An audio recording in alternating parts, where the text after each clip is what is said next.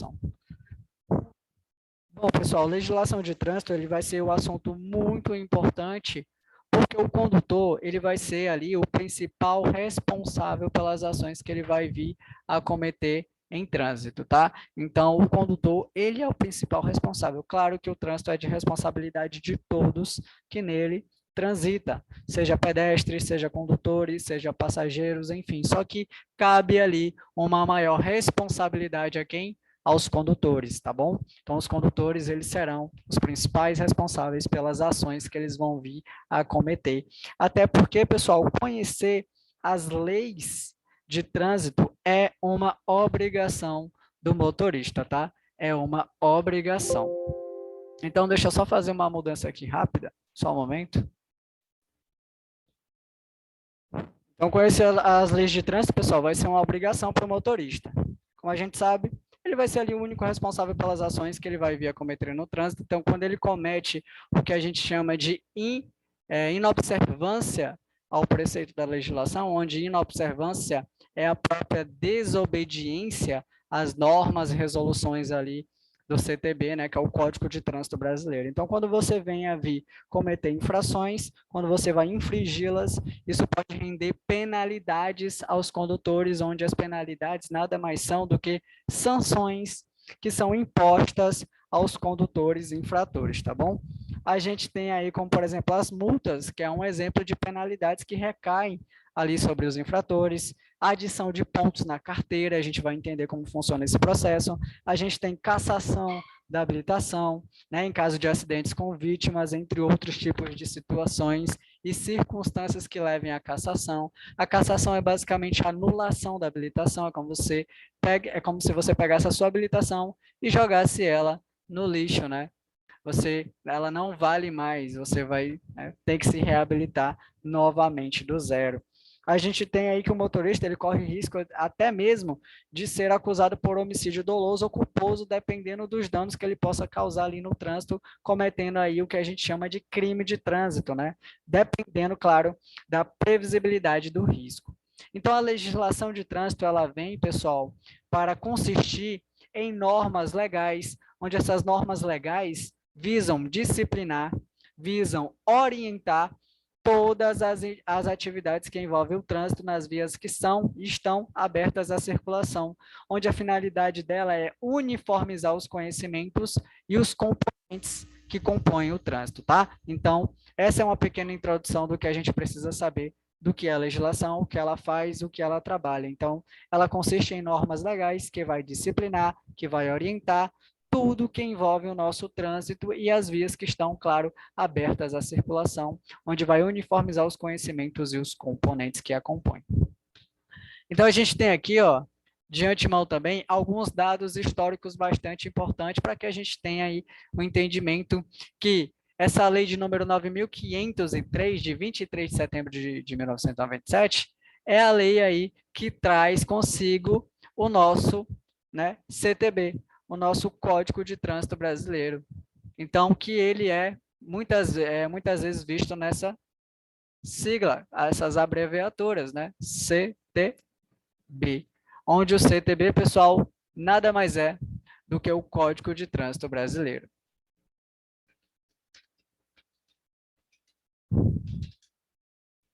Tá vendo, Laís, a aula? Tá conseguindo ver? Oi, é porque para mim tinha travado. Tu pode repetir esse slide aí? Essa parte? É. Aqui a gente está falando dos dados históricos, tá? A gente está falando ali da sua criação, porque a gente já sabe o que a legislação faz, o que ela visa, né? Que ela tem ali normas legais, que vai disciplinar o trânsito, orientar, né? Todas as atividades que envolvem o trânsito, ali nas vias também que estão abertas à circulação, onde ela vai uniformizar os condutores, né? Conhecendo ali os seus componentes. Então, a gente vem com os dados históricos, onde o nosso CTB, o CTB, né, que é o Código de Trânsito Brasileiro, ele nada mais é do que um livro, tá? O CTB, ele é um livrozinho, onde esse livro contém todas as informações, como normas, resoluções, leis, infrações, enfim, tudo que você precisa saber relacionado ao nosso trânsito. E a criação dele foi aqui, ó, da lei de número 9.503, foi criada em 23 de setembro de 1997. Porém, ele só entrou em vigor mesmo, começou a prevalecer ali as suas normas, resoluções, né, no dia 22 de janeiro de 1998. Então, ele se criou em 23 de setembro de 97, porém, realmente começou a ser implementado de fato, valendo ali todas as normas contidas no CTB, que é o Código de Trânsito Brasileiro, no dia 22 de janeiro de 88. Qual a sua principal razão de sua criação? Né? A razão principal de sua criação? Tranquilo demais. Tentar diminuir o grande número de acidentes de trânsito. Ou seja, imagina aí todos os brasileiros ali dentro do território nacional transitando antes dessa criação dessas leis de maneira ali desordenada, né? Não era uniformizada, não tinha ali sinalizações que permitissem o respeito, a preferência ou normas que visassem, né? Essa questão da preferência, essa questão de tomar os cuidados necessários, saber como entrar numa via, né, como trafegar, e não colocar a segurança e as pessoas que estão utilizando ali da via, né, em risco, né, fazendo com que não aconteça o chamado acidente de trânsito, onde o acidente, pessoal, segundo a ABNT, né, que é a Associação Brasileira de Normas Técnicas, define como todo evento não premeditado que vai resultar dano em veículo, em sua carga, em pessoas ou em animais, em que pelo menos uma das partes esteja ali trafegando nas vias terrestres ou nas áreas abertas à circulação, né? Então, é muito importante a gente ver a sua razão da sua criação. É tentar diminuir, claro, o grande número de acidentes, que ainda hoje, por meio das normas que existem, os acidentes acontecem em grande escala e isso ocorre muitas vezes por falta, né, de conhecimento, falta de educação para o trânsito ou basicamente irresponsabilidade, imprudência, imperícia e a própria negligência, né, que fazem com que ocorram aí grandes números de acidentes. A gente tem aqui algumas atribuições do Código de Trânsito Brasileiro, tá?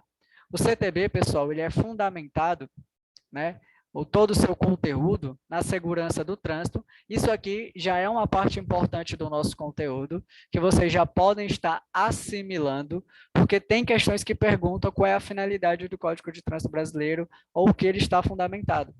Então, ele está fundamentado aí, ó, na segurança do trânsito, tá aqui? Segurança no trânsito, no respeito pela vida e na defesa e preservação do meio ambiente. E é por isso que temos meio ambiente e cidadania como assunto que é muito importante, visa tanto aí a preservação do meio ambiente, como o condutor tem que se comportar no trânsito, né? E isso é uma atribuição do Código de Trânsito Brasileiro. Mas não esqueçam, o Código de Trânsito Brasileiro, que é o CTB, ele nada mais é do que um livro. Quem organiza, quem faz tudo acontecer é o Sistema Nacional de Trânsito. Imagina comigo, tem o CTB, ele que tem tudo lá, é um livrinho contendo todas as normas, resoluções, textos, subtítulos, capítulos, enfim. Aí, abaixo dele, a gente tem o que a gente chama de Sistema Nacional de Trânsito, que é o SNT, Sistema Nacional de Trânsito.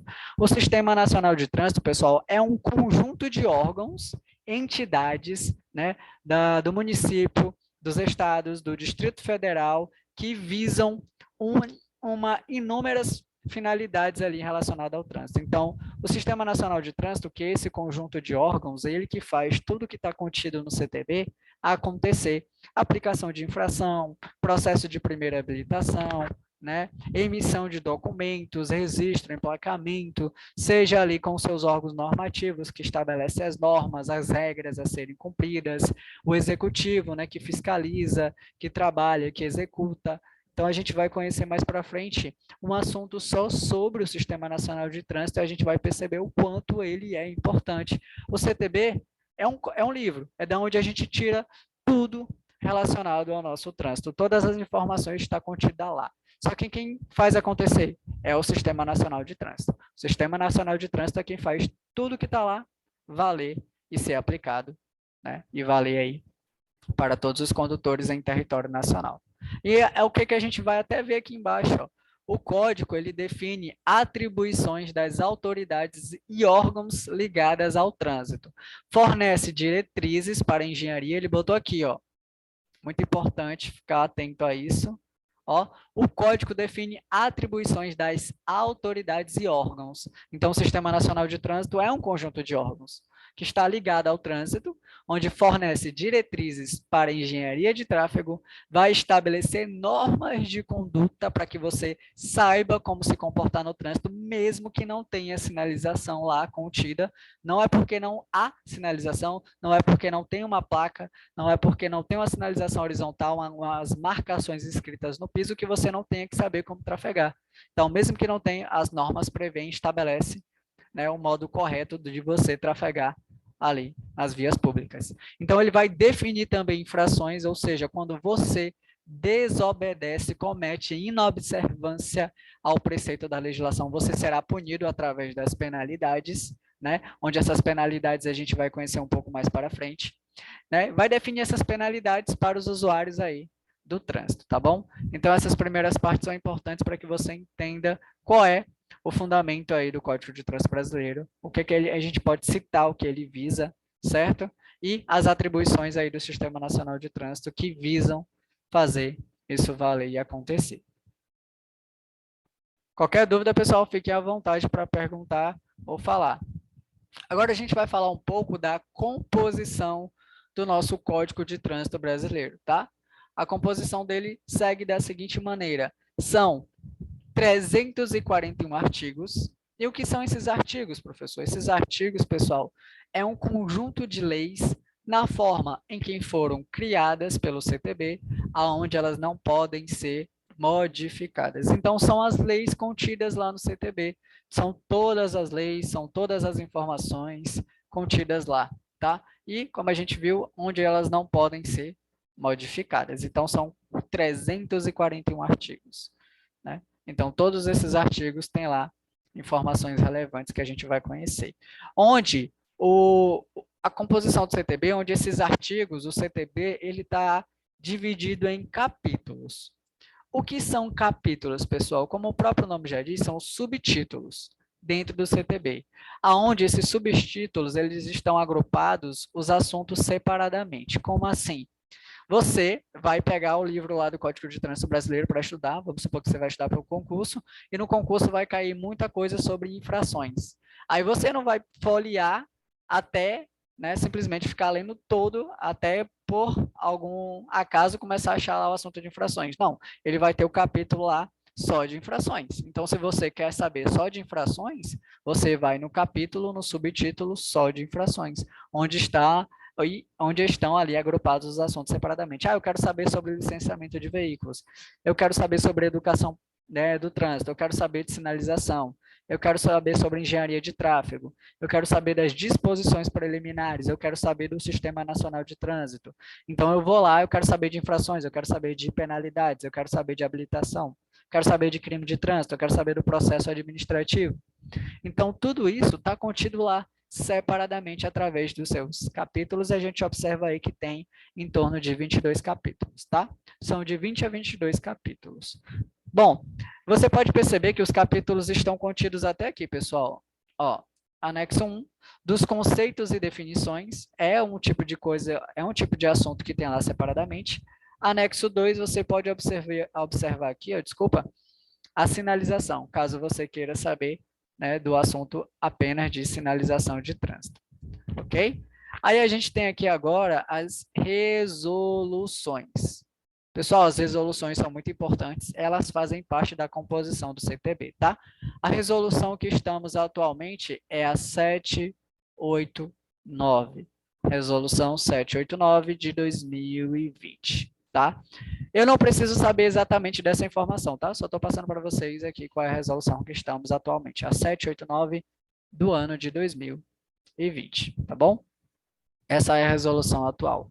A gente tem mais ou menos 420 resoluções.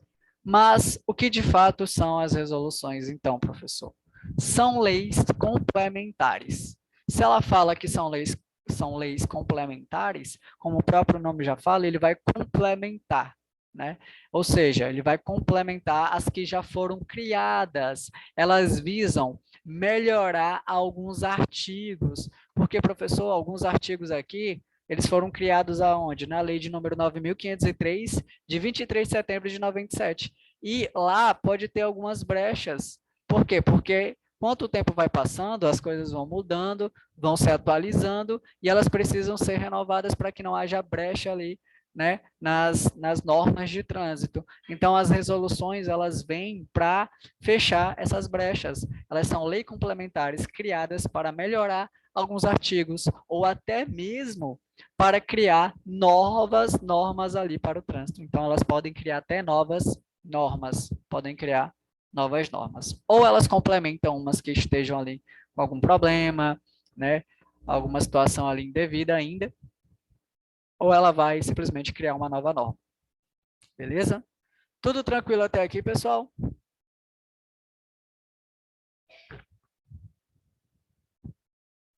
Sim, tá tranquilo. Beleza, qualquer dúvida é só falar. Então, vamos passar aqui para o novo slide. Isso aqui é só da composição. A gente não precisa ficar muito atento a essa parte, aqui é mais uma informação complementar. A gente vai já chegar realmente nos assuntos que vamos precisar. Só esses slides anteriores, que são esses conceitos, que você realmente tem que guardar aí no coração, que vocês vão precisar, né? Como o fundamento, a finalidade e atribuições, tá? Claro que a gente, ao longo do curso, vai repetir, vai falar, vai mencionar novamente, tá? Então, ó, Código de Trânsito Brasileiro, lembrando que é da lei aí de número 9.503 de 97, beleza? Traz consigo aí no seu artigo 1º, diz o seguinte: o trânsito de qualquer natureza nas vias terrestres do território nacional abertas à circulação rege-se por esse código. O que isso quer dizer? Quer dizer que todo o território nacional, todas as áreas abertas que são legíveis, que são bem adequadas ali para o tráfego dos veículos automotores, né, ciclistas, pedestres, é regido pelo código. Ou seja, se você comete infrações ali naquela região, você vai ser penalizado, porque o código é regido em todo o território nacional, né, nas vias terrestres que estão abertas à circulação. Aí o que ele fala aqui no parágrafo 1º? Ele fala o conceito de trânsito, tá? Professor, eu já grifei aqui algumas palavras em vermelho, ó, tá vendo aqui? Tá em vermelho. Por quê? Porque elas vão ser, de certa forma, palavras-chave para você lembrar o conceito de trânsito. Eu trago isso aqui porque muitas questões perguntam o conceito de trânsito, tá?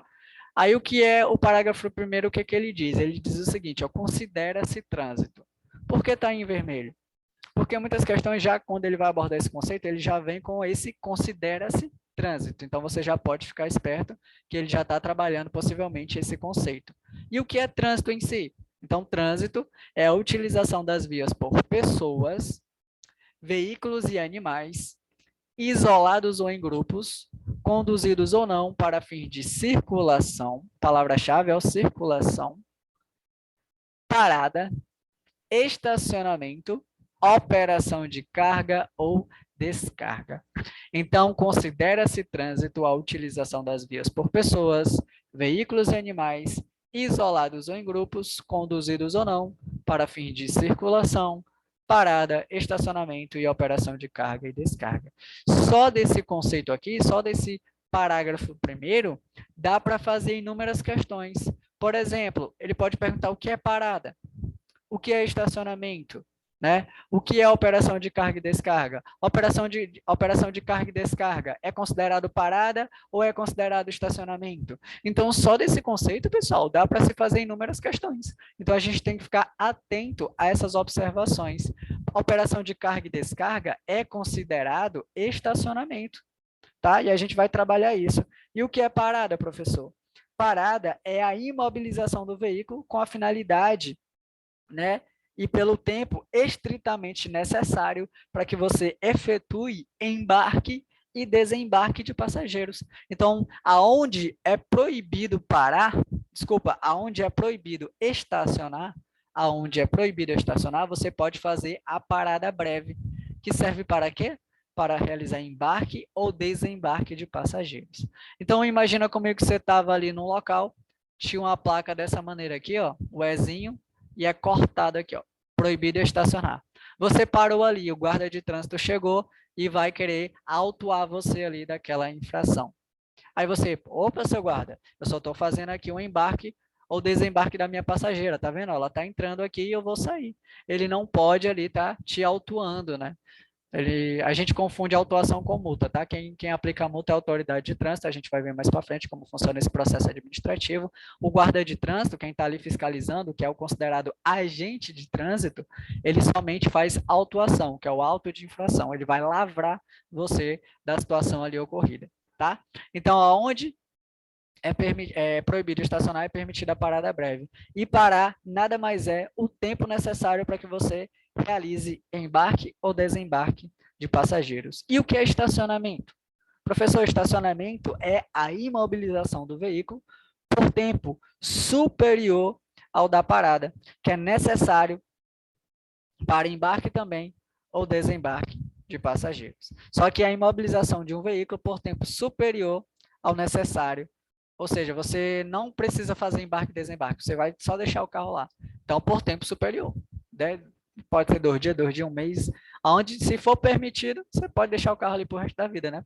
Então, deixa lá tranquilamente. Então, estacionamento é isso, a imobilização do veículo por tempo superior ao que seria necessário para fazer embarque e desembarque. A parada é que tem a necessidade somente de fazer embarque ou desembarque de passageiros, tá? Aí tem questões que aborda. Operação de carga e descarga é considerado parada ou estacionamento? É estacionamento. Um caminhão ali que está fazendo uma operação de carga ou descarga, ele tem que ser considerado estacionamento. Ele deve estar estacionado. Aí tem as regras aí de estacionamento que a gente vai conhecer mais para frente, tá bom?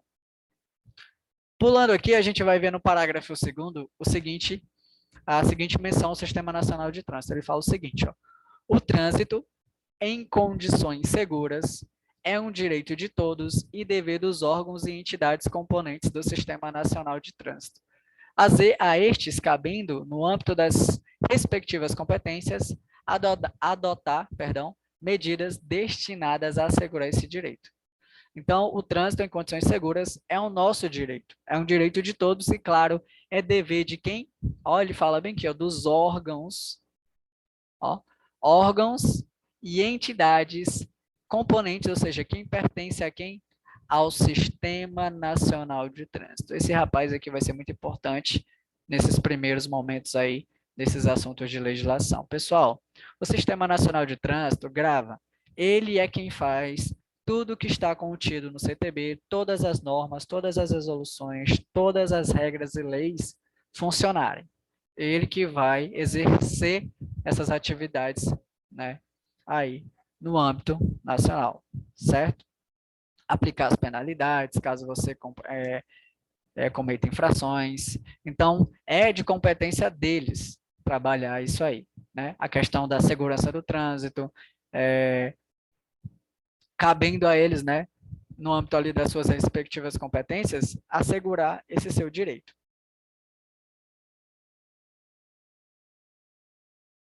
Ok?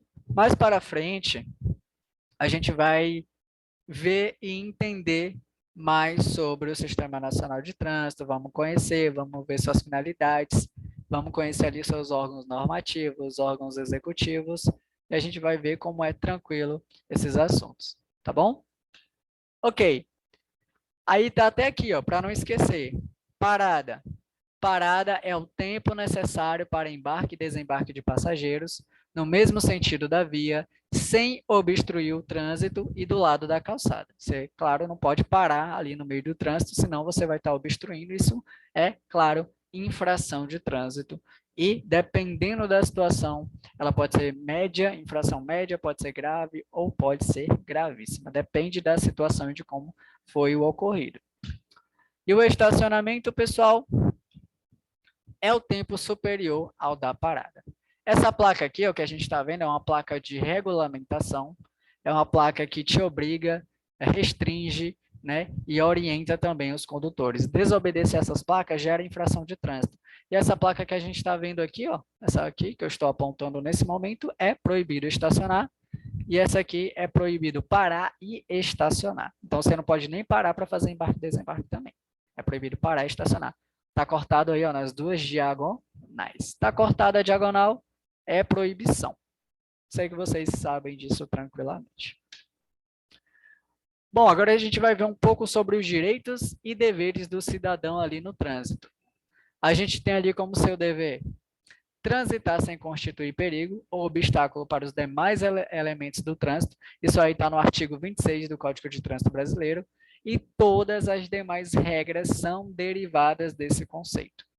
Ou seja, todas as outras regras que estão relacionadas ao seu dever é baseada em que você não pode constituir perigo ou não pode constituir obstáculo para as demais pessoas que trafegam ali no trânsito, para os demais elementos do trânsito.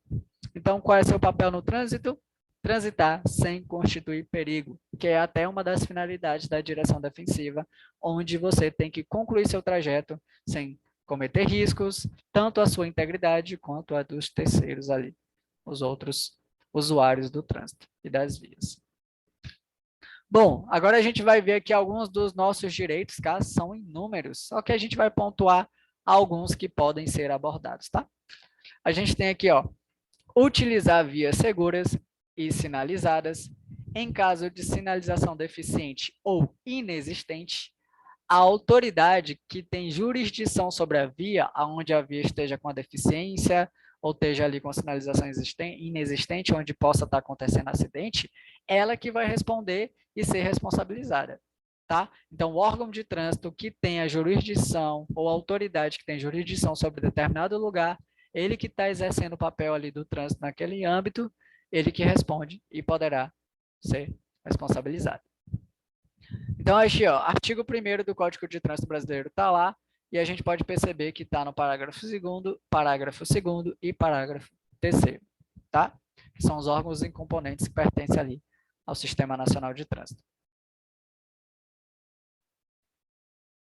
Bom, você pode também sugerir alterações a qualquer artigo ou norma do Código de Trânsito Brasileiro. Então, você pode ali contactar um órgão normativo, por exemplo, o CONTRAN, que a gente vai conhecer mais para frente, que é o Conselho Nacional de Trânsito. Ele faz parte do Sistema Nacional de Trânsito, tá? Ele é um dos órgãos normativos que pertencem a ele, e ele tem a finalidade de criar normas através das câmaras temáticas, que vamos conhecer mais para frente.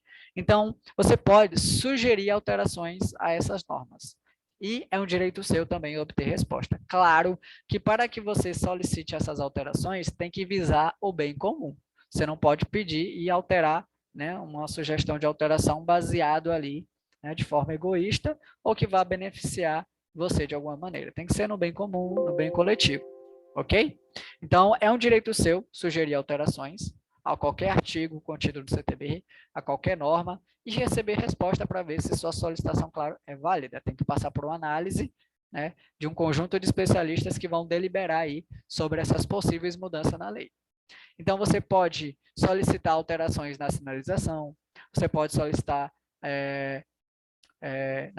na fiscalização, né, alterações, equipamentos de segurança, e ser atendido a obter resposta. Tá? Isso aí vai estar contido no artigo 72 e no artigo 73 do nosso Código de Trânsito Brasileiro. Muito importante. Você pode também cobrar das autoridades a educação para o trânsito, que está contido no artigo 74, que é prioridade definida pelo CTB. Ó, é prioridade definida pelo CTB. Existe até um fundo, né, que é o FUNSET, o Fundo Nacional aí, Segurança no Trânsito, que visa, né, a educação para o trânsito. Então, todo direito, ou seja, 5% de todas as infrações que é cometida em todos os territórios aí no âmbito nacional é arrecadado para esse fundo, que visam palestras, que visam finalidades para a educação no trânsito, que tristemente não é utilizado da maneira como é definido. Infelizmente, esse dinheiro, ele arrecada muito, muito dinheiro, mas não é usado adequadamente para essa finalidade tão bonita, que é a educação para o trânsito. Certo? Então, aqui é basicamente o primeiro contato com o assunto de legislação. A gente está vendo ali quando ela foi criada, qual a razão dela ser criada, algumas informações importantes, como, por exemplo, o conceito de trânsito, o que é parado, o que é estacionamento, algumas menções ao Sistema Nacional de Trânsito, tá bom? Essas informações são importantes, só que agora a gente vai entrar, de fato, no assunto que está relacionado ao processo de primeira habilitação, que é um dos conteúdos que vai ser abordado de legislação, porque a legislação de trânsito ele é dividida em 4 assuntos: processo de primeira habilitação, normas gerais de circulação e conduta, sinalização e infrações. Então, a gente vai passar por cada etapa aí, bacaninha. Tomando aí, então, a gente vai falar aí do processo de primeira habilitação, tá? É muito importante. Pessoal, o processo de primeira habilitação do condutor, ele é e está vinculado à lei de número 9.503 de 97, né? Que institui aí o Código de Trânsito Brasileiro, combinada com a Resolução 789 de 2020, né?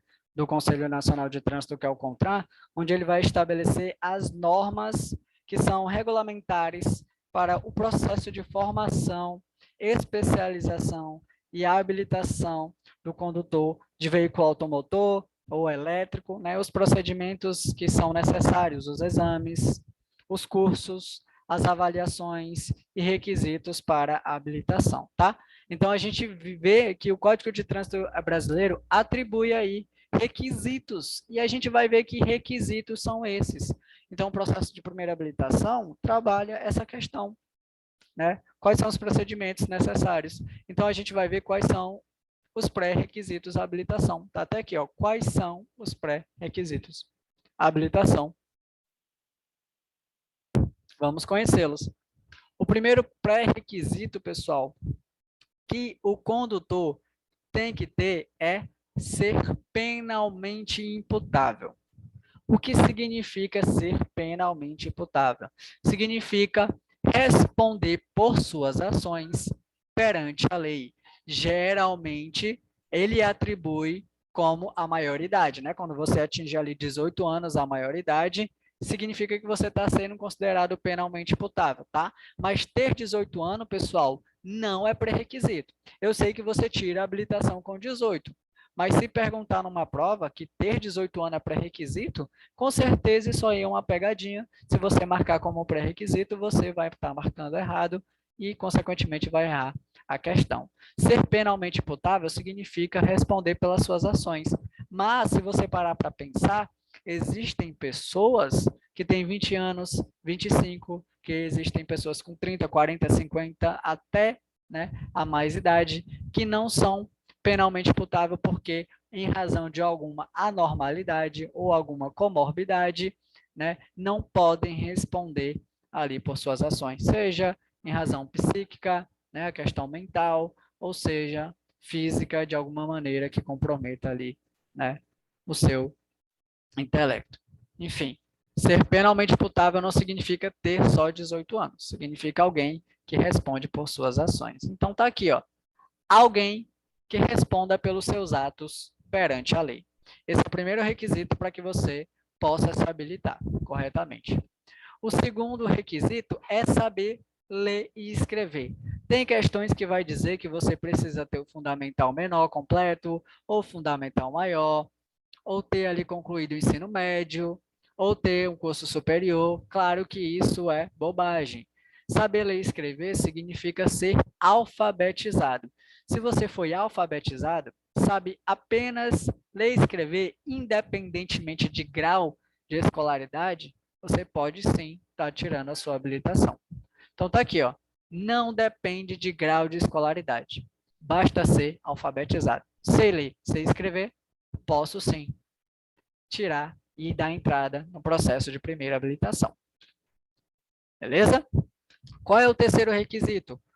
Possuir documento de identidade. Qual o documento de identidade? Pode ser o RG, pode ser a carteira de trabalho, né? Outro documento que tenha fé pública, né? Que valha a comprovação da sua identificação. Então, pode ser qualquer documento de identificação que é emitido por órgão que tenha fé pública. O RG, carteira de trabalho, passaporte e entre outros. Então, você pode estar apresentando aí esses documentos.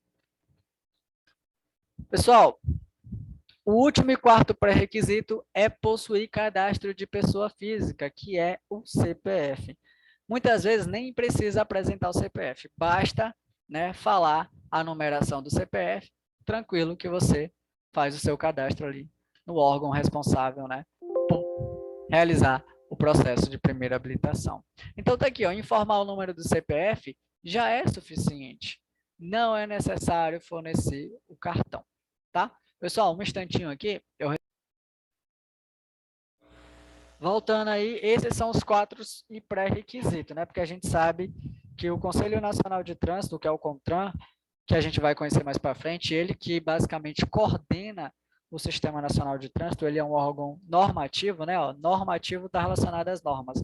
Ele que cria as normas, né? Isso está vinculado à Resolução 789 de 2020, que vai estabelecer, né, esse processo para a formação e especialização e a habilitação do condutor de veículo automotor, para que você possa, sim, dar entrada na sua carteira de habilitação. Então, você tem que aí que preencher esses pré-requisitos. Ser penalmente imputável, saber ler e escrever, possuir documento de identidade, possuir cadastro de pessoa física, e essas informações são, sim, abordadas em prova, tá?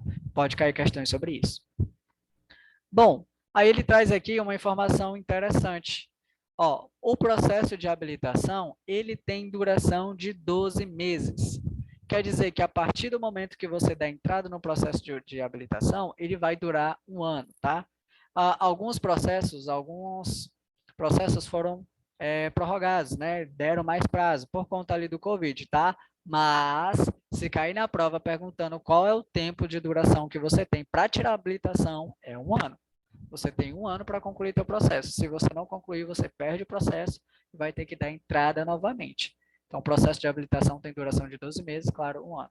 Então, se eu der entrada, por exemplo, no dia 8/2 de 2022, ele vai vencer exatamente no dia 8/2 de 2023. Ele tem duração de 1 aninho, tá? Geralmente, o prazo aí para tirar a habilitação é de 2 a 3 meses, claro, se o candidato não reprovar em nada. Esse é o prazo, infelizmente é bem burocrático, né? Aí, pessoal, diz aqui, ó, que você tem o processo de 12 meses para, né, tirar a habilitação, a contar da data de cadastro no sistema da BINCO. Aí, o que é BINCO? Ó, BINCO. O BINCO, pessoal, é a base, tá? Base Índice Nacional de Condutores. Tá até aqui, ó, Base Índice Nacional de Condutores, ou pode ser também chamada de Base Índice Nacional de Condutores Habilitados, tá? Ela é muito importante. A BINCO, pessoal, ela é um sistema informatizado. Ela é uma rede de banco de dados, onde, através dela, vai ficar registrado todas as informações dos condutores e todas as informações do veículo. É de responsabilidade do órgão máximo executivo de trânsito, conhecido como DENATRAN. DENATRAN. O DENATRAN, a gente vai conhecer tudo isso aqui mais para frente com mais detalhes, só estou apresentando aqui um pouco antecipado. O DENATRAN é Departamento Nacional de Trânsito, ele é o órgão máximo executivo de trânsito. A gente vai entender o que ele faz. Hoje em dia, pessoal, ele mudou essa sigla, ele não é mais DENATRAN. Por que eu apresento como DENATRAN? Porque tem questões que ainda está caindo esse conceito. Ele é chamado agora de SENATRAN. Ele não é mais departamento, agora ele é secretaria. Por que eu estou falando os dois? Porque pode cair uma ou a outra, tá? Pode cair Secretaria Nacional de Trânsito ou Departamento Nacional de Trânsito. Eu tenho que ficar atento a isso. DENATRAN ou SENATRAN. Ele é quem é responsável pela BINCO, que é a Base Índice Nacional de Condutores, é onde essa base contém, né, no seu banco de dados, todas as informações relacionadas aos condutores dentro do território nacional e também informações dos veículos, né? Os veículos não são registrados através ali do CRV, Certificado de Registro do Veículo, e para ele não é dado um RENAVAN, que é o RENAVAN, é o Registro Nacional de Veículos Automotores? Pois é, vai estar registrado também para a gente saber como é que está o veículo, para que você possa pagar o licenciamento, para saber se está atrasado, né? A questão das multas, enfim. Está tudo aí nesse banco de dados da BINCO, tá? De responsabilidade do DENATRAN e SENATRAN. Só mudou o nome, mas faz a mesma coisa ainda, tá? Pode cair Denatran, pode cair Senatran. Denatran é departamento, Senatran Secretaria Nacional de Trânsito. Tá? E quando você dá entrada, pessoal, na processo de primeira habilitação, quando você procura ali um órgão responsável, que no caso vocês escolheram o CFC Dallas, né? O CFC Dallas, CFC, Centro de Formação de Condutores, né? Então vocês escolheram Dallas, que é o órgão responsável pela condução desse processo, né? Das aulas teóricas que a gente está vendo agora e posteriormente aí das aulas práticas, né? Onde a gente vai ali fazer todo o teu processo. Então a gente é responsável ali por teu cadastro, né? E o momento que você dá a entrada, para você é gerado o quê? Um códigozinho que é chamado de RENASH, que é esse código que está aqui, ó. Como vocês podem até ver, ele é conhecido como Registro Nacional de Condutores Habilitados. Então, no momento que você dá entrada no processo de primeira habilitação, no momento que é feito seu cadastro, é gerado para você esse rapazinho aqui, ó, RENASH. RENASH. Ele vai ficar armazenado ali por responsabilidade do Senatran, ou Denatran, que vai para a BINCO, né? Que é a Base Índice Nacional de Condutores Habilitados. Esse RENASH é um códigozinho que, posteriormente, quando vocês receberem a PPD, a permissionária provisória, que é a permissão para dirigir, vai ter a numeração do RENASH, tá? O RENASH ele é um código mais ou menos dessa maneira, por exemplo, 056, 74, tá? 52, por exemplo. Ele é um código assim, beleza? Ele tem 6 dígitos aqui. Aqui tem mais 2 aqui, vou botar mais 2. Vamos supor que ele é assim. 056, 745, 256, tá? Vamos supor que essa numeração. Esse RENASH é onde o DETRAN, o CIRETRAN ou a autoescola, quem tenha o acesso, né, para consultar os dados referentes ao condutor. Por exemplo, eu quero saber se você tem multa, eu quero saber se você quer fazer algum curso, eu quero saber se você tem pontuações na sua carteira. Como é que eu vou acessar? Eu vou acessar através do código do RENASH. Então, eu vou no sistema, né, informatizado. O que é um sistema informatizado? É um computador, é um programa, é um software que vai levar uma rede, né, que vai puxar os dados referentes ao condutor. E lá eu vou ver seu nome, eu vou ver seu CPF, seu endereço, numeração do seu RG, qual é a categoria que você é habilitado. Eu vou ter acesso a tudo que você tem ali na sua habilitação. Claro que o órgão tem que ser responsável o suficiente para ter, né, esse acesso. A autoescola, por exemplo, ele tem autonomia para ter esse acesso, né? Que o DETRAN, claro, dá essa autonomia para que a gente possa consultar, fazer cadastro e trabalhar esse processo de primeira habilitação. Esse código do RENASH, ele é um código único. Ele nunca se... como é que eu posso dizer? Ele nunca se altera, mas ele atualiza. O que significa? Você está com a PPD e ele está nessa numeração. Aí, daqui a um ano, você renovou da PPD para a CNH definitiva. Esse código aqui, ele continua único, porém, ele vai atualizar para a numeração atual, né? Porque o banco de dados ele é atualizado. Por exemplo, se era 056, ele pode passar a ser 076. E pode, talvez, repetir essa numeração aí consecutiva, tá? Então, ele é um código único que ele atualiza, tá? Não é porque tem questões que dizem o seguinte, depois que o condutor renova, vai ser confeccionado para ele um novo RENASH, né? Só que não é um novo RENASH como um segundo RENASH, é um RENASH atualizado. Só vai atualizar a numeração, mas continua tranquilo. Dúvidas até aqui? Até então, pessoal?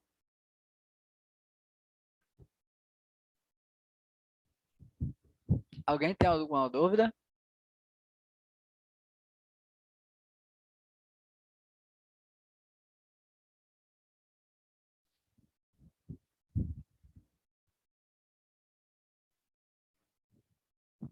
Então, não esqueçam, esses são os 4 pré-requisitos, tá?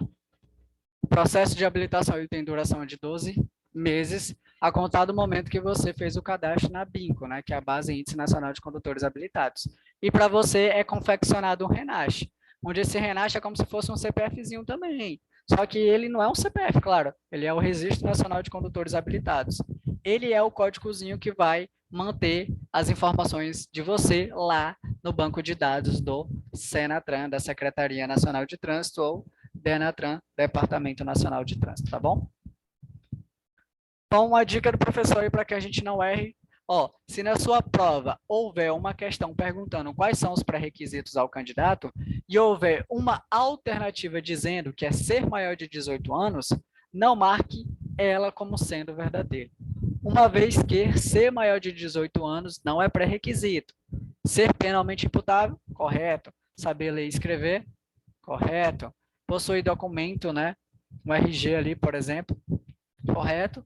E o CPF, né? O cadastro de pessoa física, né? Um documento com identidade e o CPF. Dizer a numeração do CPF já basta também, tá bom? Ser maior de 18 anos não é pré-requisito. Bom, outra pergunta frequente. Se os meus pais autorizarem a minha emancipação, ou seja, eu tenho 16 anos de idade e já sou emancipado, eu posso me habilitar? Pessoal, a resposta é não. Por quê? Porque a emancipação ela é cível e não penalmente. A emancipação ali pelos pais é civilmente. Então, penalmente não é. Então, se ele não foi emancipado penalmente, significa que ele não pode responder pelas suas ações perante a lei. Se ele não pode responder pelas suas ações perante a lei, logicamente ele não vai poder tirar a habilitação.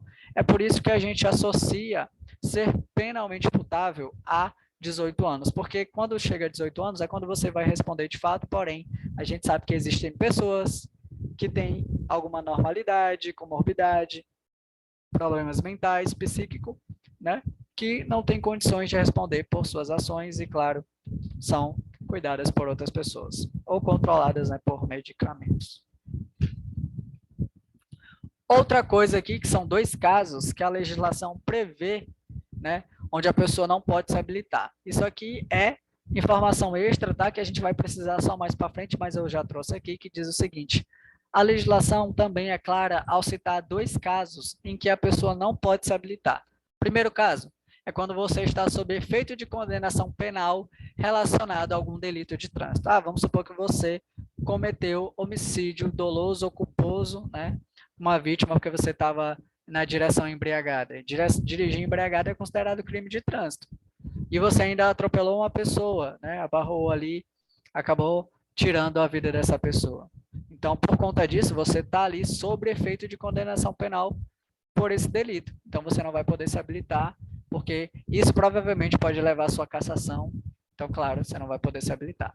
Quem estiver sob efeito de suspensão ou proibição do uso da permissão para dirigir ou da habilitação para dirigir. Ou seja, existem infrações que geram o que a gente chama de suspensão do direito de dirigir. A suspensão do direito de dirigir é um tempo determinado pela autoridade de trânsito que visa você, condutor, proibido de trafegar por tempo determinado, né? Pode ser por 6 meses, pode ser por 1 ano, pode ser por 8 meses, 2 anos, em caso de reincidência. Então, depende da autoridade de trânsito. Ela quem decide. Quem é a autoridade de trânsito? Quem é considerada autoridade de trânsito? A autoridade de trânsito é o diretor-geral do Detran, ou pessoa de cargo superior. Tá? Esses agentes que você vê aí, a Polícia Militar, entre outros, eles não são autoridades de trânsito, não. Eles são agentes da autoridade. Eles trabalham para a autoridade de trânsito. Eles foram credenciados para exercer essa fiscalização, né? Exercer esse trabalho aí de operação, né? E aplicação aí de algumas medidas administrativas, enfim. A gente vai conhecer, claro, ao longo do curso, tendo essas informações. Então, fica a dica aí para não errar. Bom, como eu falo, esse aqui é o prontuário, né? Quando você faz o cadastro ali na habilitação. Nesse prontuário, você pode perceber que consta algumas informações sobre o condutor, como, por exemplo, aqui, ó, o RENASH. O RENASH é o quê? É o Registro Nacional de Condutores Habilitados. É o códigozinho, ó, tá aqui, ó, MA. MA é, né, o acrônimo aí referente ao estado que você o estado de origem, que é o Maranhão, claro. Aí o códigozinho, 043955 614. Então, esse código aqui, ó, quando eu for fazer algum processo ali, mudança de categoria, ou qualquer tipo de situação, ele vai atualizar. Esse aqui é o RENASH e é por onde a gente costuma consultar o processo do condutor. Então, você pode perceber bem aqui, ó, que tem a parte de pontuação. Se eu quiser saber se você tem pontos na carteira por conta das infrações, a gente sabe que existem infrações de natureza leve, infração de natureza média, grave e gravíssima, tá? E a gente vai conhecer isso aí. A leve gera 3 pontos no prontuário do condutor, a média gera 4, a grave gera 5 pontos e a gravíssima 7. E toda infração tem penalidade, e a penalidade que sempre está inerente às infrações é a multa. A multa da leve é R$ 88,38. A multa da média, R$ 130,16. Da grave, R$ 195,23. Da gravíssima, R$ 293,47. Esses são os valores aí que a gente vai precisar e ter acesso mais para frente. Você pode perceber que tem aqui, ó, o número da CNH, o número da minha CNH, o número do registro, né, a nacionalidade, o sexo, o motivo do requerimento, isso aqui não é necessário. Se eu exerço atividade remunerada, sim, né? A gente tem aqui como, por exemplo, o nome da minha mãe, o nome do meu pai, né? O número da minha identidade, tranquilamente. Enfim, o lugar onde eu nasci, minha data de nascimento. Então, tem todas as informações. E assim, eu posso ter acesso aí, né, tranquilamente ao prontuário do condutor. Esse prontuário aqui fica num sistema informatizado. Então, se você tem acesso ao sistema, que é o sistema do Comprod, por exemplo, a autoescola tem esse acesso, a gente pode estar consultando, né, a habilitação de vocês. Então, esse processo aqui, ó, vocês que já deram entrada, já tem esse processo. A única coisa é que isso aqui não tem ainda, né? Porque vocês estão pretendendo. Né? Vocês estão pretendendo. Qual é a categoria que vocês estão pretendendo? Pode ser A, pode ser só a B, ou pode ser A e B simultaneamente. No caso aqui, ó, minha categoria atual, AB, né? Então, eu sou um instrutor de moto e de carro. Inclusive, eu vou fazer a mudança para poder, claro, lecionar e dar aulas de ônibus também. Mas, no momento, eu só dou aula de moto e carro. Então, tá aí. Esse é o prontuário do condutor. Tudo. Então, como vocês viram, né, tiveram acesso ali ao prontuário, a gente vai dar continuidade. Então, a gente vai falar das etapas do processo de habilitação, entender que etapas são essas. Como, por exemplo, avaliação psicológica e o exame físico e mental. Acredito que todos foram fazer esses exames, né? Se for ali no ambulatório Santo Antônio, outra clínica que esteja credenciada também, e realizar ali o exame de vista ou falar com o psicólogo, né? Então, essa avaliação psicológica e exame mental, ele é um exame totalmente obrigatório e ele também é de caráter reprobatório. Como assim? Se o médico constatar que você tem alguma anormalidade, alguma comorbidade, ele pode te reprovar de cara que você não está apto para tirar a habilitação, tá? Então, essa é uma informação importante que pode ser abordada em prova. O exame médico, pessoal, que a gente pode ver, que é o psicológico, o físico e mental, eles são de caráter eliminatório. Ele já pode eliminar o candidato ali do processo de primeira habilitação, tá? Esse é um processo, isso quase não acontece, é muito raro, é muito difícil, né, de acontecer, mas ele é de caráter eliminatório. Isso é uma informação aí só para vocês terem em mente. Então, vocês fizeram ali o exame psicológico, o exame físico e mental. Depois que vocês fizeram isso, vocês fizeram um cadastro digital na autoescola e, consequentemente, estão fazendo parte aqui do curso teórico. Que está aqui, ó, o curso teórico e a prova teórica. O curso teórico, pessoal, ele tem duração de 45 horas. A gente já sabe quais são os conteúdos que a gente vai estudar: legislação, direção defensiva, primeiros socorros, meio ambiente, cidadania e mecânica básica, certo? Quando é que eu vou fazer a minha prova? Quando você concluir toda a carga horária. Tem que fazer o curso todinho. Concluir a carga horária, vou ser agendado, eu vou solicitar para a autoescola o agendamento, a autoescola vai dizer quais são os dias que tem disponível para você fazer a prova, você vai solicitar o dia que for mais conveniente para você, bem como o horário que também for mais conveniente, lembrando que o Ciretran só funciona das 8 às 2 horas da tarde. Então, basicamente ali no período da manhã, um tantinho da tarde, que você tem o horário disponível para fazer prova. Né? Então, você vai solicitar o horário ali disponível mais no turno da manhã, obviamente, e você fará a prova. A prova terá 30 questões, tá? A prova tem 30 questões. Dessas 30 questões, 12 questões, 12, ó, volto, coloca aqui, 12 é destinado ao assunto de legislação. 8 questões vai cair sobre direção defensiva. Direção defensiva. Vai cair 4 questões de primeiros socorros. 4 questões de primeiros socorros. Vai cair também 4 questões de meio ambiente e cidadania, que está dividido entre elas, né? Pode ser 2 de meio ambiente, 2 de cidadania, ou 3 de meio ambiente, ou 1 de cidadania, depende de como a banca for realizar. É dividido entre elas, né? Não é dividido exatamente 2 a 2, pode ser 3 de um, 1 de outro, né? Ou enfim, dessa maneira. E, por fim, a gente tem aí mecânica básica com 2 questões. Mecânica básica, tá? Então, legislação, 12 questões, direção defensiva, 8, primeiros socorros, 4, meio ambiente e cidadania, 4, e mecânica básica, apenas 2 questões. Então, basicamente, você tem que estudar mais o quê? Legislação e direção defensiva. São basicamente as mais importantes, não desmerecendo as outras, elas são sim importantes, é necessário estudo e é necessário conhecimento desse conteúdo. Mas, se você for bem em legislação, for bem em direção defensiva, somando as duas já dá um total de 20 questões, e basta acertar mais uma de outra. Então, você tem que acertar bastante delas, para que você, né, consiga ali a sua tão sonhada aprovação. Como a gente sabe, lá no exame teórico, é necessário que você atinja o quê? 70% da prova. A gente sabe que aqui o total é de 30. 70% de 30, né? A gente sabe que porcentagem não se trabalha assim, mas macete, tem 0 aqui, posso cortar. Tem 0 aqui, posso cortar. 7 vezes 3 dá 21. Então, você tem que acertar exatamente 21 questões.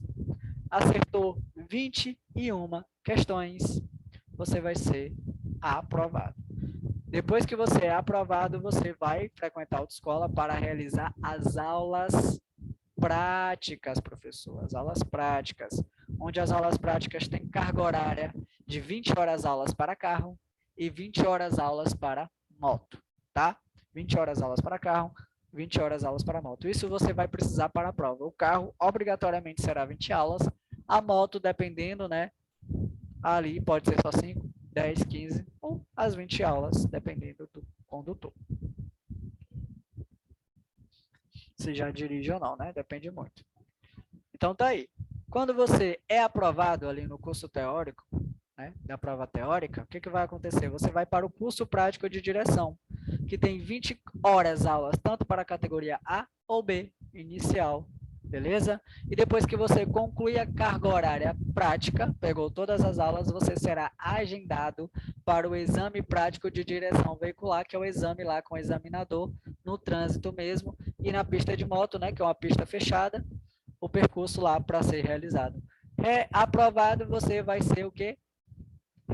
Vai ser conferida para você a PPD, que é a permissão para dirigir provisória e permissionária, ó, PPD, que é a permissionária, que tem validade em todo o território nacional. Tem validade em todo o território nacional.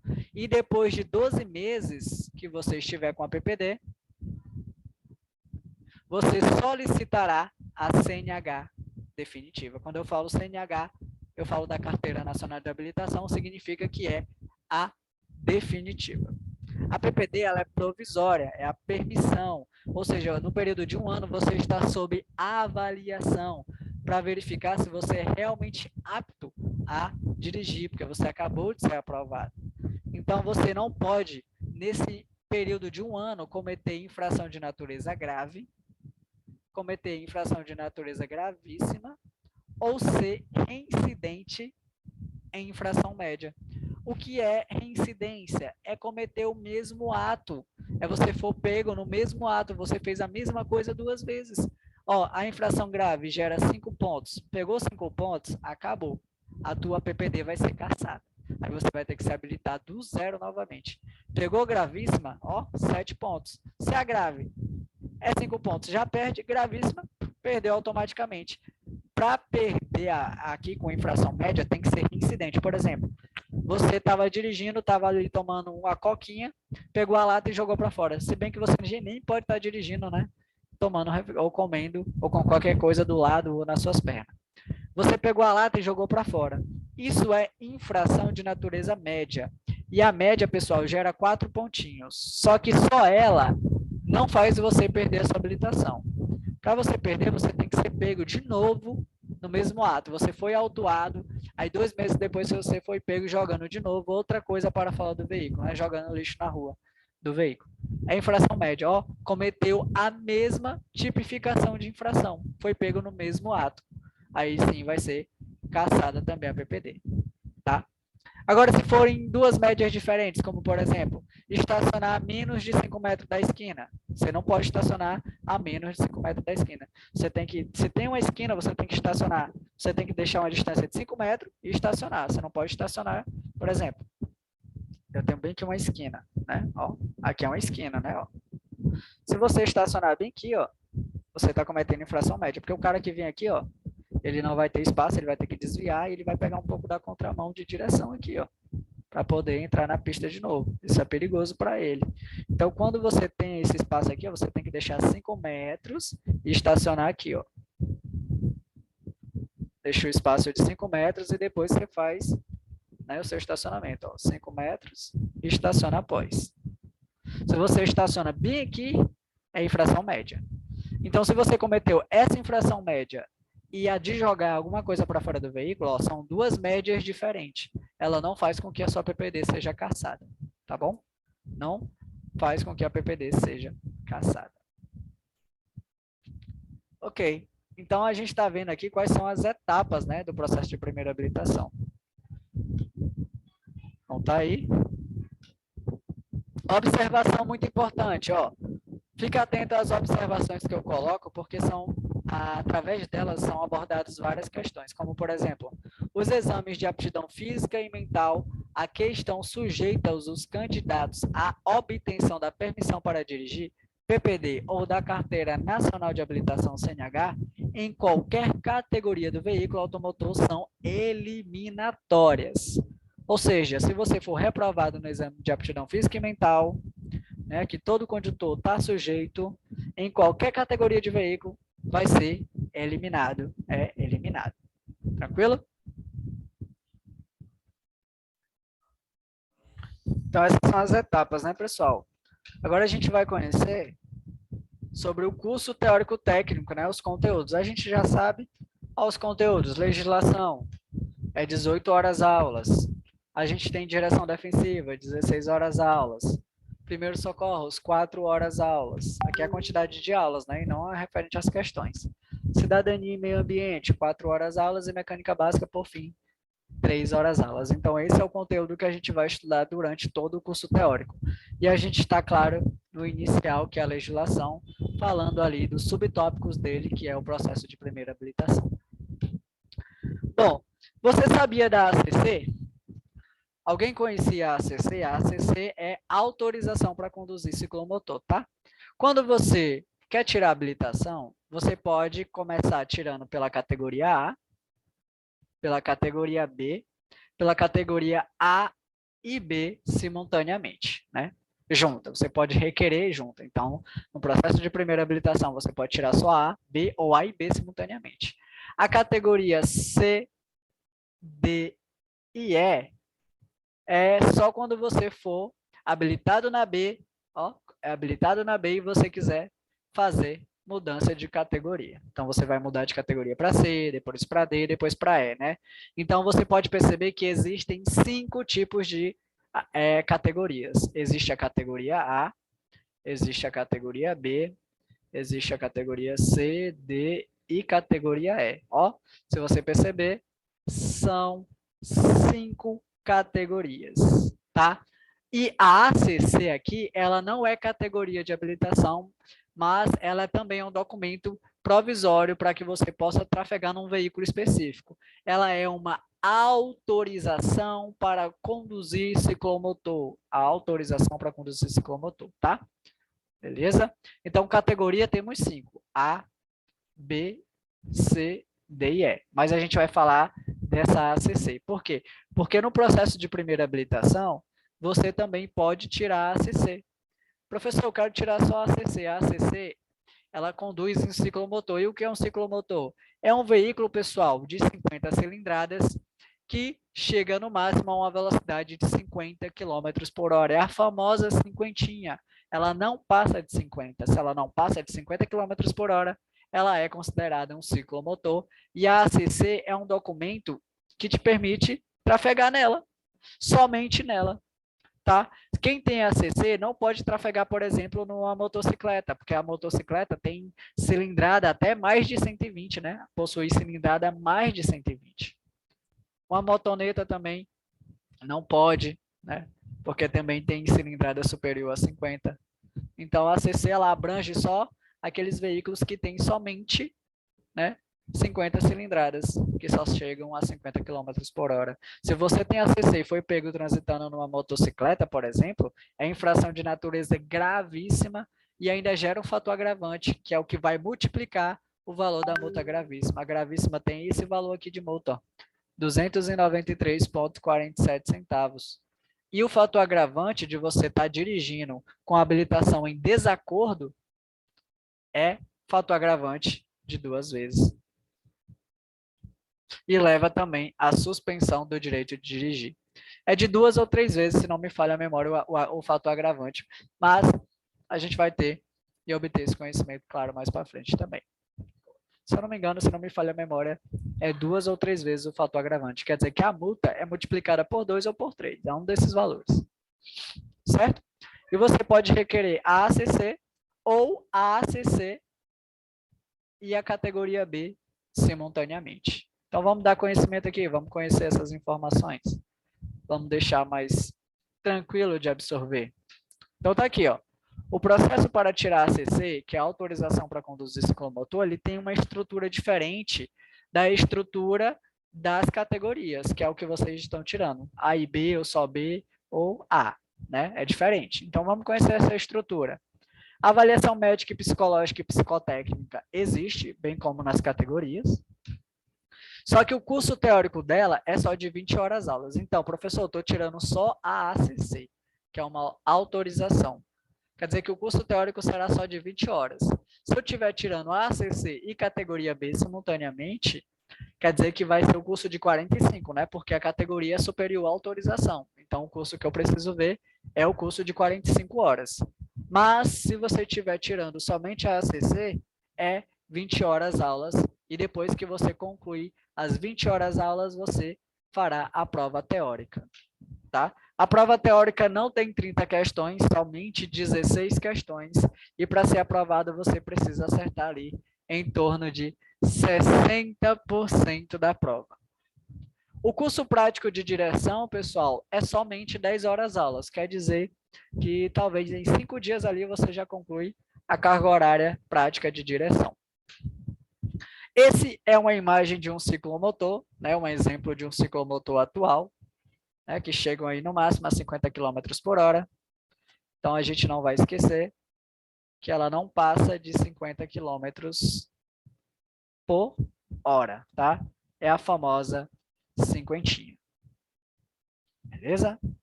Dando continuidade. Observação.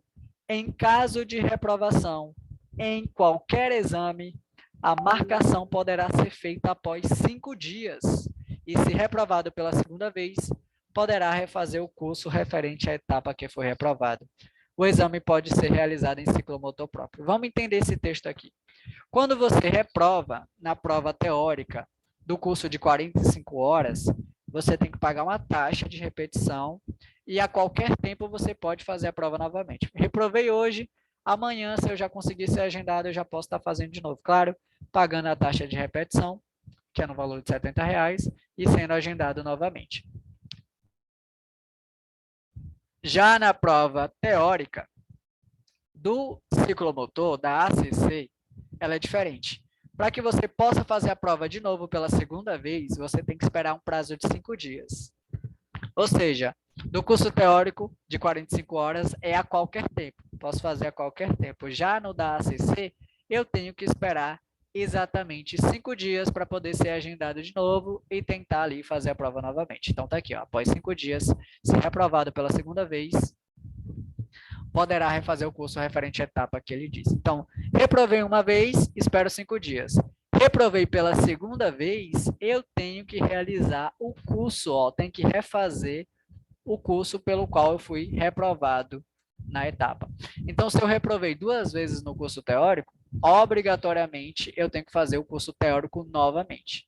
Eu reprovei 2 vezes na prova prática, eu tenho que fazer de novo a carga horária de aulas práticas. Isso é para a ACC. Isso para a ACC. Para a categoria A, B, C, D e E, não existe esse negócio não, tá? De refazer o curso novamente, tá bom?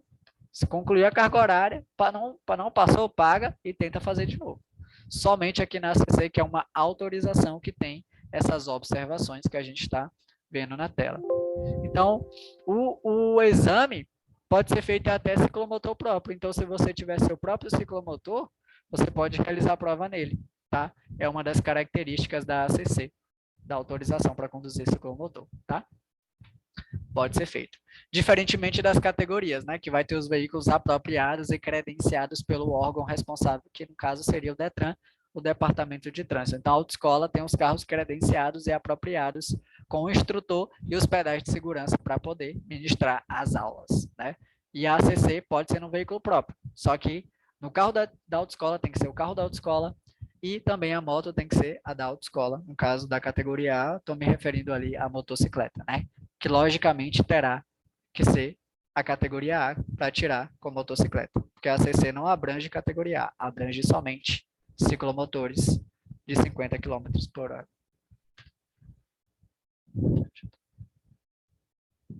Bom, a gente vai falar um pouco agora sobre o curso prático de direção. A gente e vai abordar sobre a carga horária prática. Só que antes disso, deixa eu só fazer uma coleta de foto aleatória. Então, a gente vai falar do curso prático de direção. Então, vamos falar aí. Vamos lá. Bom, a carga horária do curso prático de direção veicular, pessoal, ele vai variar de acordo com a categoria que você esteja tirando, que você pretende tirar, né? Ou seja, a categoria de CNH ou o tipo do processo que você está fazendo. O processo pode ser primeira habilitação ou pode ser adição. Tem diferença. Quando você faz adição, significa que você já foi habilitado ou na categoria A ou na categoria B. Imagina que você tinha a categoria A e você quis adicionar a B. Se você tinha a B e quer adicionar, você adiciona A, tá? Da B, ó, de B para C, para D e para a categoria E, isso aqui é mudança de categoria. Por quê? Porque elas compreendem veículos de 4 rodas ou mais, né? Compreende veículos de 4 rodas ou mais. A categoria A, ela só compreende veículos de 2 ou 3 rodas. De 2 ou 3 rodas. Então, a categoria A não é a mesma coisa que a categoria B. Então, eu não posso fazer mudança de categoria A para C, para D. Isso é impossível, o CTB não permite. Eu posso fazer a mudança da B em diante. Agora, se eu tenho somente a A e eu quero a B, aí eu faço uma adição. Eu adiciono. Tá? E se você está fazendo adição, você não precisa fazer novamente curso teórico, você vai direto para as aulas práticas, depois que concluir a carga horária de aula prática, você vai fazer o exame prático. Passou, recebe a carteira com a categoria B inclusa, tá? Bem como também, se você tem a categoria B e quer adicionar A, você adiciona A, faz as aulas práticas de moto, passou no exame de moto, recebe a habilitação, agora inclusa a categoria A, tá? Então, o processo e as cargas horárias, eles funcionam dependendo do tipo de processo que você esteja fazendo. Se é primeira habilitação, se é adição. Então, vamos ver qual é essa carga horária prática. Então, tá aqui, ó, o tipo de processo, as categorias, né? E aqui tem primeira habilitação e lá embaixo tem adição.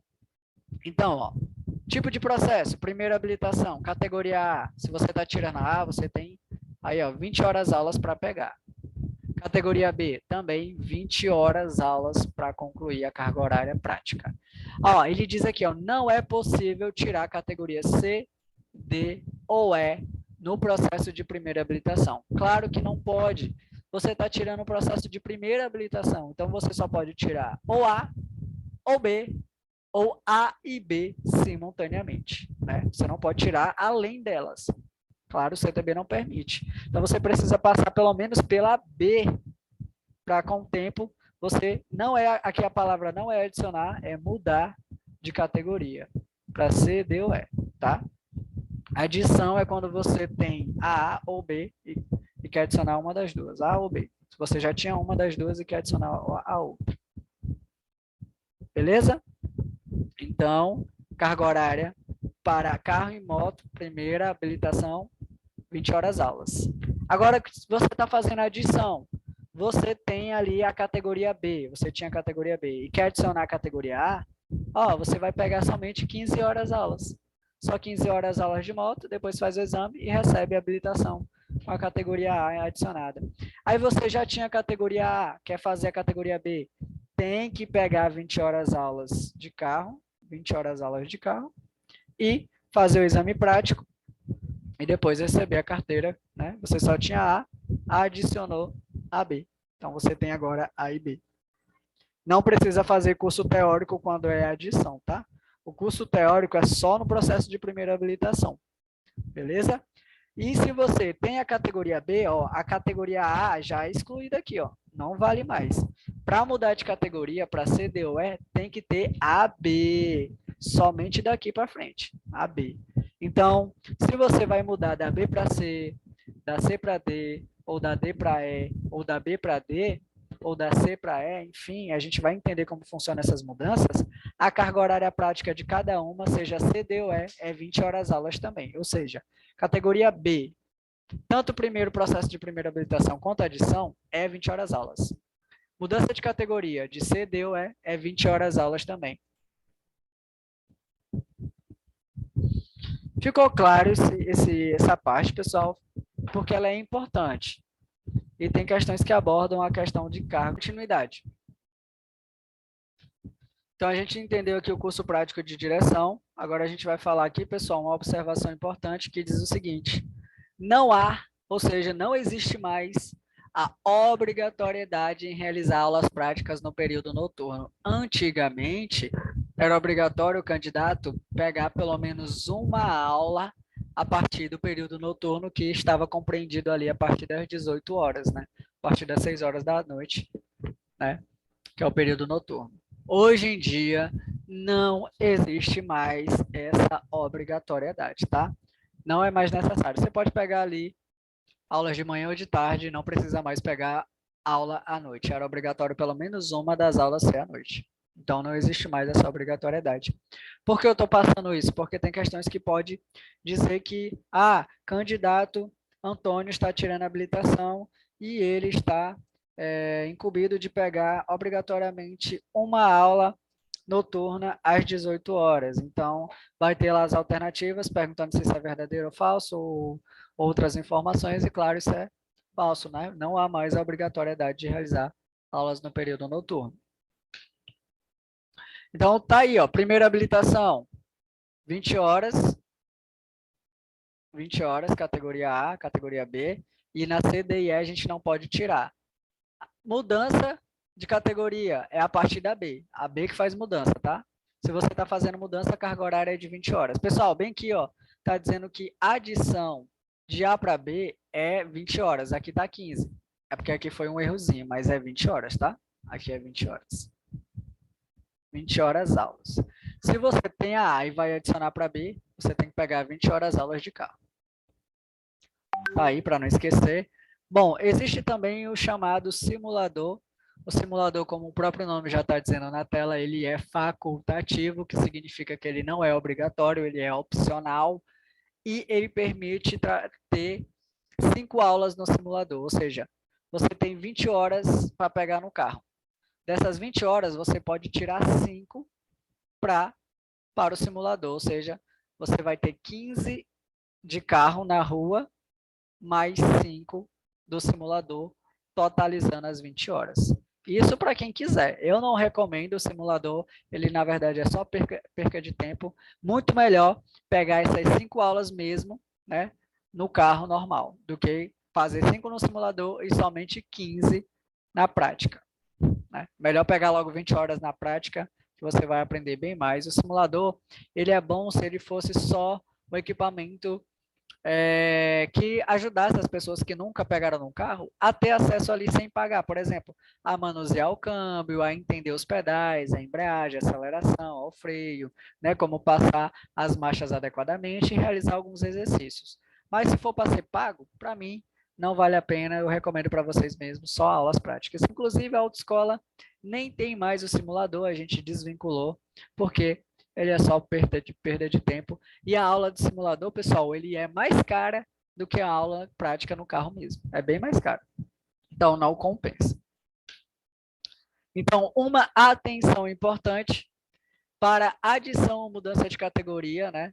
A de habilitação, o candidato deverá comprovar a presença biométrica de, no mínimo, ou seja, você vai lá coletar digital. 15 horas aulas de direção para a categoria A, em caso de adição, tá? Em caso de adição, não é processo de primeira habilitação. Primeira habilitação é 20 horas aulas, tanto para carro e moto. Para adição de categoria A é 20 horas, mudança de categoria para B, C, D ou E, 20 horas aulas, né, para as demais categorias. Então, não esqueçam, atenção nessas cargas horárias, porque costumam cair. Então, diz aqui, ó, se você for ao órgão de trânsito solicitar a mudança ou a adição de categoria, o seu prontuário será avaliado. O que é o prontuário? O prontuário é um sistema informatizado. E a gente viu que é o... Então, lembrando, ó, o prontuário é isso aqui. Quando você for ao órgão de trânsito, ele vai olhar todas essas informações aqui, ó, para que ele possa averiguar alguns requisitos que você tem que atender para fazer a adição de categoria ou mudança de categoria. Então, vamos conhecer quais são esses requisitos. Ó, quando você for ao órgão de trânsito, solicitar mudança ou adição de categoria, seu prontuário será avaliado, que é o que a gente viu na tela anterior. Então, o que é o prontuário? Um sistema informatizado. E lá, pessoal, ele vai verificar se você tem infração grave ou gravíssima, ou reincidente em infração média. Se você tem grave, gravíssima, ou é reincidente em infração média, você não vai conseguir ser liberado para fazer adição ou mudança de categoria. Não pode constar essas pontuações. Ó, a liberação só ocorrerá se no teu prontuário no período de 1 ano não houver nenhuma infração grave, nenhuma infração gravíssima ou reincidente em infração média, tá bom? O que significa que se tiver pontuação, você só pode fazer depois que a pontuação cair. E a pontuação, ela fica no sistema a partir de 1 ano. Ela é zerada anualmente. Ou seja, se você pegou uma infração no dia 8/2 de 2022, ela só vai cair no dia 8/2 de 2023. E só nessa data que você vai poder novamente. Ou seja, a pontuação é zerada a cada ano a partir do momento que ela foi inserida no prontuário do condutor. Lembre-se também, essa avaliação leva em consideração o último ano, pois o prontuário do condutor ele é zerado a cada 12 meses. Então, o teu prontuário é zerado a cada 12 meses, tá?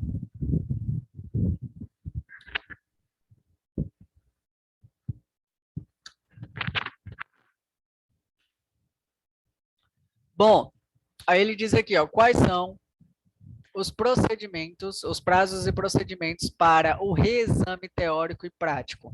Esse aqui é das categorias, né? Então, vamos ver quais são os procedimentos. Ó, qualquer candidato que seja reprovado na prova teórica ou no exame de direção pode repetir o exame a qualquer tempo. O que isso significa? Que se você for lá fazer a prova teórica na Ciretran no dia que você for agendado e você reprovou, você pode fazer a prova a qualquer tempo. Só que assim, esse a qualquer tempo não é, por exemplo, eu reprovei agora, senhora, eu quero pagar aqui agora para fazer agora de novo. Não é assim. O resultado ele já tem que estar sendo postado pelo Detran, e o Detran às vezes demora a fazer esse serviço, e geralmente depois de 1 dia ou 2 dias é que está liberado para você fazer, tá? Antigamente, o condutor tinha que esperar 15 dias para fazer a prova de novo. Ó, 15 dias, pessoal, independentemente se o resultado já estava ou não no teu sistema, no teu prontuário lá, se você foi aprovado ou reprovado. Então, o que isso quer dizer? Que o processo de habilitação ele dura 1 ano. Você reprova uma etapa, você tem que esperar 15 dias para fazer de novo. Olha o tanto de tempo. Agora não. né? No máximo, às vezes, espera um dia. Depois de um dia, você já pode fazer. Então, se perguntar numa prova, né, qual é o tempo necessário para fazer reexame, tanto teórico quanto prático, nas categorias A, B, C, ou D ou E, é a qualquer tempo. Não tem mais a obrigatoriedade de esperar 15 dias. Você não tem mais a Esse, obrigatoriedade. Oi, Túlio, pode falar, Laís. deixa eu te perguntar uma coisa. Tipo assim, se a pessoa passar na prova teórica, aí depois a pessoa passar na prova prática, aí logo em seguida ela já recebe a provisória, quanto tempo que demora? De 10 a 15 dias, geralmente chega. Aí chega para o endereço ao qual está registrado no teu prontuário. Ah, sim, beleza. Provavelmente está o endereço da autoescola para chegar lá para a autoescola e a gente entregar para o candidato, né? E se por acaso eu passar na prova teórica e na prática eu reprovar? Se você passou na teórica, aí fez, né, você vai para a prática, reprovou na prática, tem que pagar a taxa de repetição. Aí paga a taxa de repetição e vai ser reagendado quando houver prova de novo. Assim, se cair na prova perguntando, ó, caso o candidato seja reprovado na prova teórica ou no exame prático, pode repetir o exame a qualquer tempo. Só que o que a gente tem que entender? É que em relação à prova prática, as provas aqui são só feitas mês a mês. Então, independentemente se é a qualquer tempo, você só vai poder fazer a prova prática quando o Detran solicitar a data e os examinadores vierem realizar os exames. Ou seja, não tem mais a obrigatoriedade de esperar 15 dias, mas geralmente você só pode fazer uma prova por mês por conta dos examinadores. E a taxa é a mesma se eu reprovar na prova prática? A teórica é esse valor aqui, ó, 70. A prática, tanto carro quanto moto, tanto A quanto B, é esse valor aqui, ó, R$200. Ah, tá, obrigado. E essa taxa de repetição, ela existe em qualquer autoescola, né? É o Detran que, na verdade, que cobra essa taxa. Porque assim, o Detran, para que você repita a prova de novo, para que a gente possa te agendar, o Detran cobra a taxa. Então, por isso que é esses valores. Que é o valor, claro, de toda a autoescola do Maranhão, tá? Esses valores. É padronizado. Ó, e não é mais necessário esperar 15 dias para repetir o exame. O que eu quero que vocês extraiam dessa parte aqui é o seguinte, que não tem mais obrigatoriedade de esperar um tempo. Você pode fazer a qualquer tempo, tá? Desde que o tempo já esteja liberado. Por exemplo, você fez uma prova no mês de fevereiro, hoje, dia 8, né? Dia 8. Aí, dia 12 tem prova, do mesmo mês. Ó, dia 2 e dia 2. Se antigamente você tinha que esperar 15 dias, nessa prova aqui do dia 12, você não pode ser agendado. Por quê? Porque você tinha que esperar 15 dias, ó. Esperar 15 dias. Aí isso aqui não existe mais. Se você reprovou no dia 8, do dia 8 ao dia 12, dá somente aí, né, 4 dias. Então, ó, não tem mais obrigatoriedade. Então, dentro desse prazo aí, você já pode fazer. Se você pagou a taxa e foi agendado, você já pode fazer de novo. Então, esse prazo de 15 dias aqui, ó, ele era muito prejudicial aos candidatos, porque atrasava demais o processo, né? Atrasava demais. Então, fica atento aí e façam de tudo, claro, para não ser reprovado, façam tudo com calma. O que mais atrapalha os candidatos é nervosismo. Bom, a gente tem uma parte muito importante do conteúdo,